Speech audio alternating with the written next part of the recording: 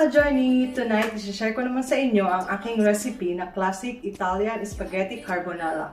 Before, ang ginagawa ko ay is with white sauce. Yun pala, ang totoong classic carbonara sa Italy, nung natikman namin, is ang sahog lang niya ay only eggs and parmesan cheese. So ngayon, i-share ko sa inyo kung paano ang ginagawa kong pagluluto sa aming carbonara. So, let's start! So, ano-ano ang mga ingredients? Of course, kailangan natin ng bacon, ng garlic, onion, eggs, and parmesan. At first, hihiwain ko muna ang aking bacon ng maliliit, ng mga ganito kaliliit siya. Ng small pieces para madali siyang maprito.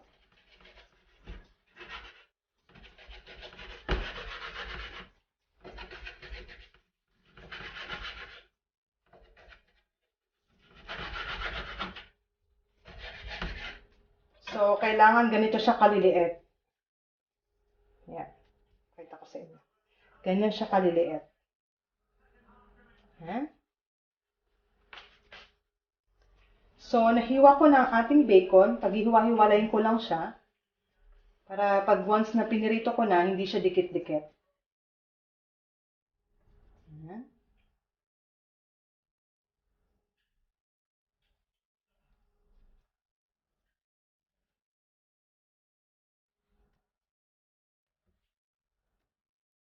Next na hihiwain naman natin, of course, ay ang garlic. In small pieces lang din.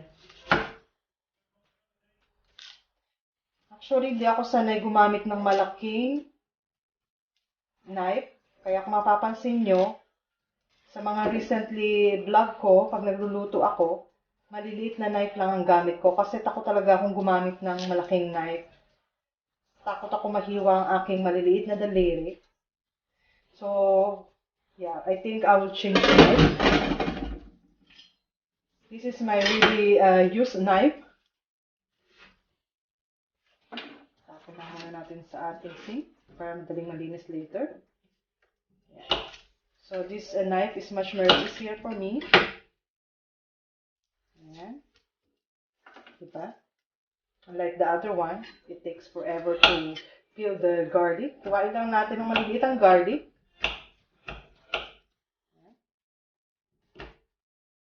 Parang style panggisa lang ang hiwa niya. Ayan.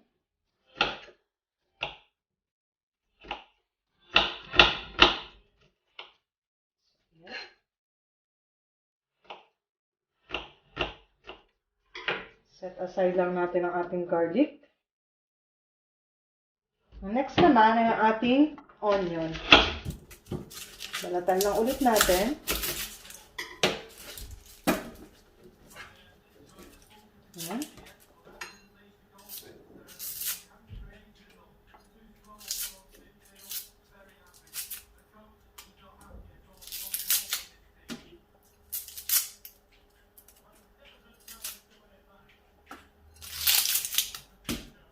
Ang hiwa niya is parang panggisa lang din.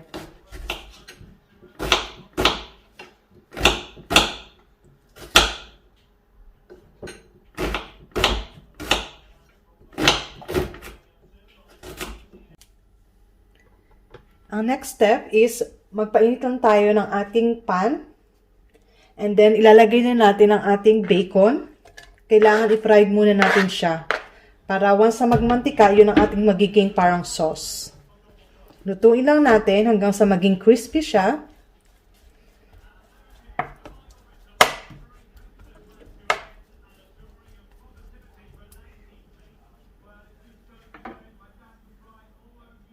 So, habang ipipirito ko pa ang aking bacon,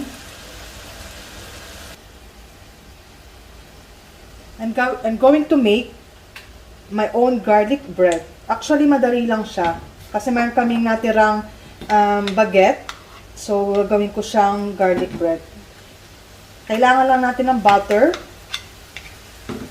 Yan. And then, of course, ng garlic. Crush lang natin.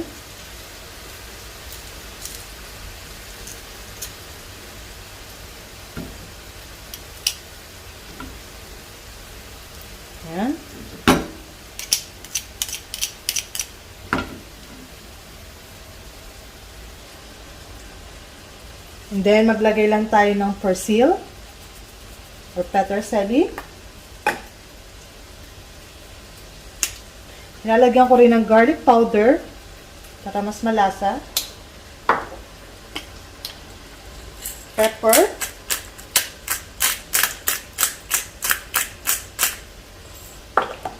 Of course, ng konting salt.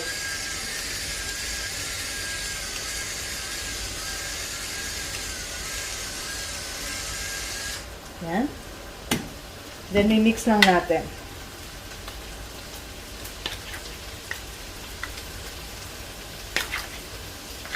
Pag na-mix na natin siya, then pwede natin siyang ilagay sa baguette.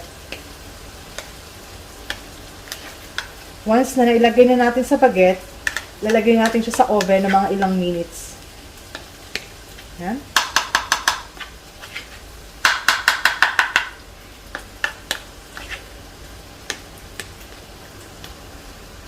So, ayan. Okay na ang ating pang garlic bread. So, ito ang aming natirang baguette kaninang umaga. Slice ko lang.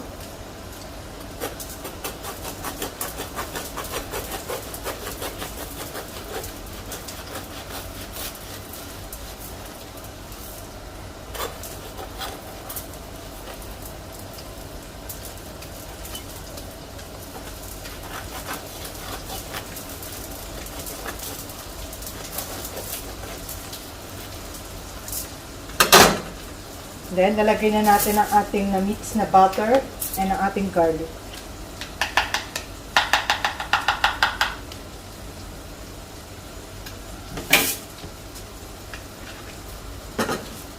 Lagay lang natin ang ating butter with garlic.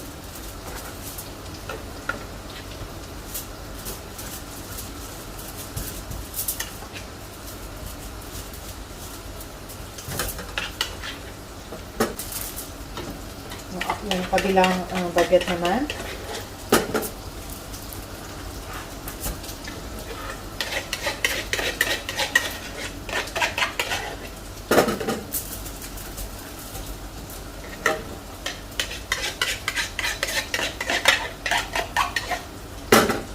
Set aside muna natin to kasi mamaya na natin ilalagay sa oven once malapit nang maluto yung ating carbonara para hindi siya masunog. Okay, set aside muna natin. Ang ating bacon is kailangan maging crispy talaga siya. So, maybe habang hindi pa luto ang ating bacon, mag-proceed muna tayo sa ating eggs.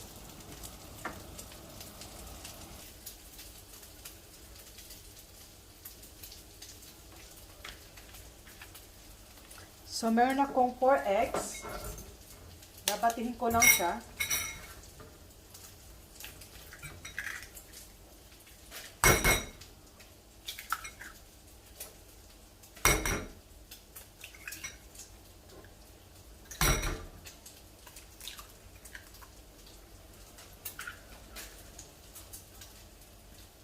Mix lang natin.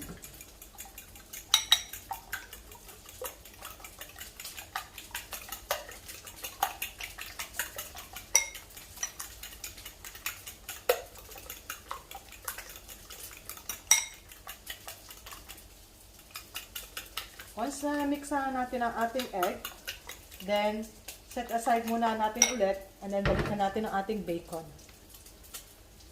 So, medyo crispy na ang ating bacon. Pwede na natin ilagay ang ating onion. Onion muna kasi ang garlic is madaling masunog. Lutuin lang natin ang ating onion.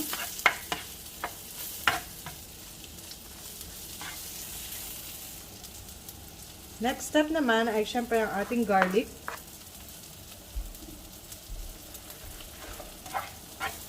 At this point, nagpapakulo na rin ako ng tubig para sa ating spaghetti pasta. At nag-preheat na rin ako ng oven sa 200 degrees para sa ating garlic bread. So, lutuin lang natin ang ating garlic.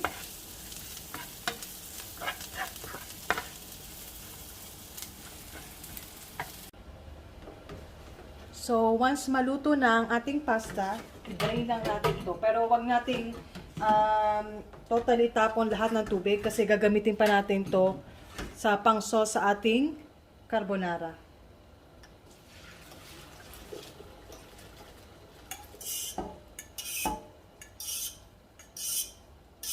So, yan. Magtira tayo ng konting tubig. And then, ilalagay natin tong pasta together ng ating bacon. So, i-mix na natin ang ating pasta sa bacon. And then, ang ating binating itlog.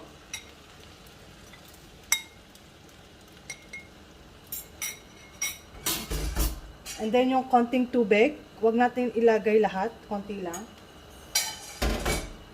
And then, mix lang natin to.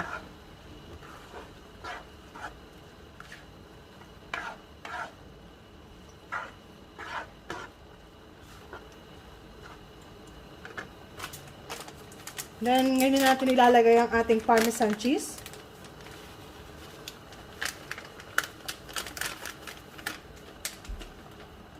Ang ating persil.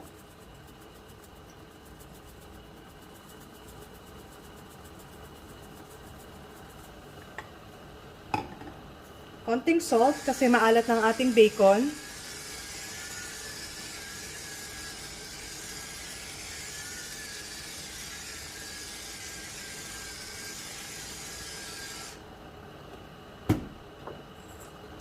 Pepper.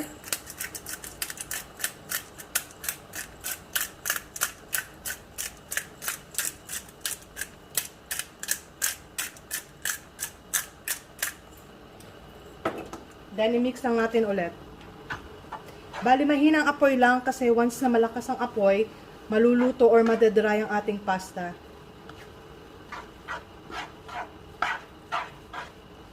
Lulutuin lang natin ng kaunti ang ating itlog.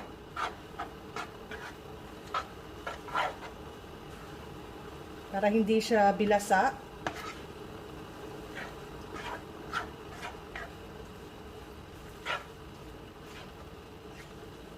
Continuous lang ang ating pagmix.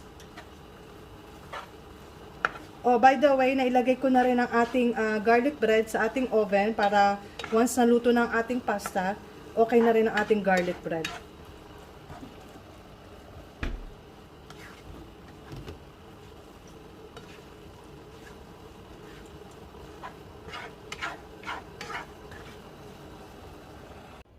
So, yan mga ka-journey. Ito na ang ating spaghetti carbonara. Time to eat.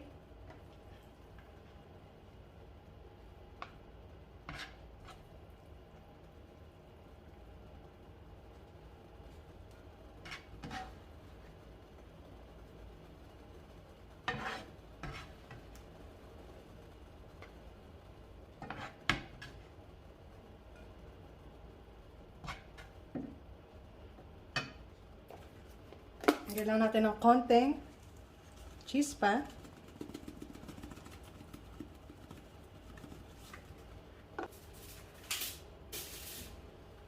Luto na rin ang ating bread. So, hiniwa ko na siya ng mga maliliit or per piece para mas madaling kainin.